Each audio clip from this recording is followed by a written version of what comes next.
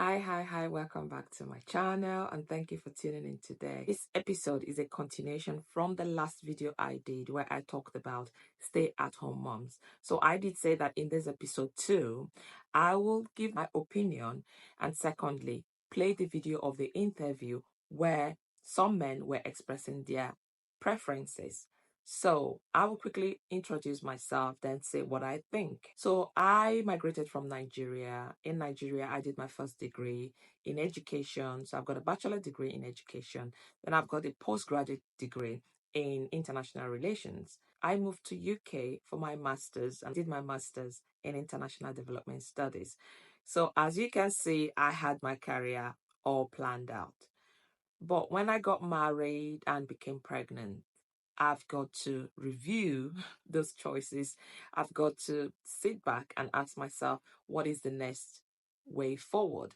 Oftentimes we make plans and plans and plans, but the truth is that once you're about to become a mom or once you become a mom, your preferences changes, your values, some things that might not be important to you then as a single woman suddenly becomes very, very important, especially if you want to give your best for your family. My husband and I had to sit down and discuss it thoroughly. Agreed that it is paramount for a parent to be home, especially in the early stages of a child's life, in the formative stages, so that you're there to nurture, to care, and to give, that emotional stability to that child. And more especially for me as a Christian, those Christian values. So we agree. That means that I have to put my career, all these big dreams that I had to put them on hold.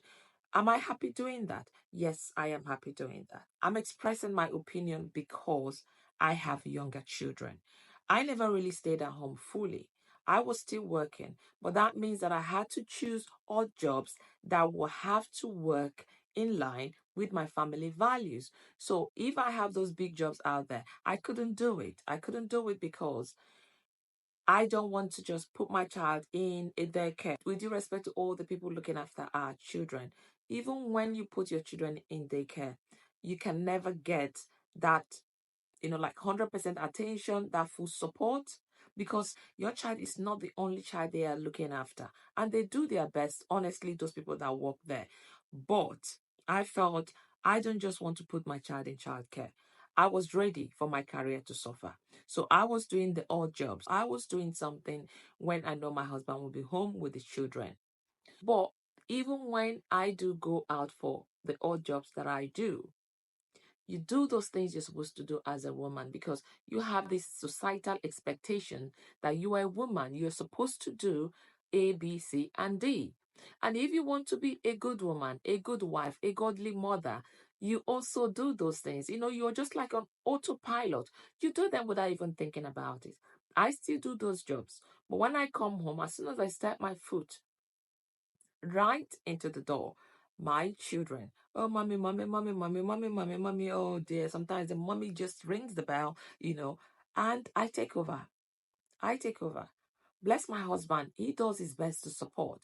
But once these children, they see me, that is it. My husband just quietly goes upstairs because the truth is that the children, even when he's saying to them, come on, come on, come on, boy, come on. No, I want mommy, I want mommy, I want mommy. Sometimes it's frustrating to him. But what can he do? So even when he tries to do those things, they're screaming their head off. What do? I say, okay, honey, leave them. I carry on.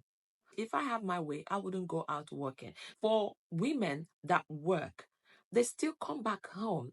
They still do their job. They still do their responsibility. They still carry on. It's never ending. And that second reason why my husband and I did what we did was because also if I decide that I want to go and get a corporate job, then I am doing 9 to 5.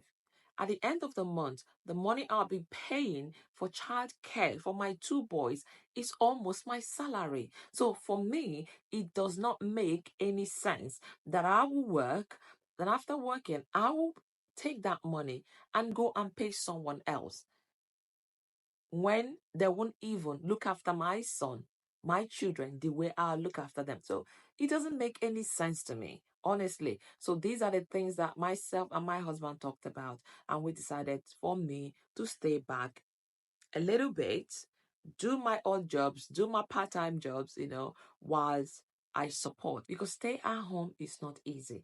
It's a full-time job. Actually, more than full-time job, because it's a non-stop job. But if you're a woman who goes out there, who works, and you still come back, and you're still doing those things you're supposed to do as a wife, as a mom, it is too much for you. It is too much. I have been there. And that is why I've started this YouTube channel. Because the truth is, I want to stay home.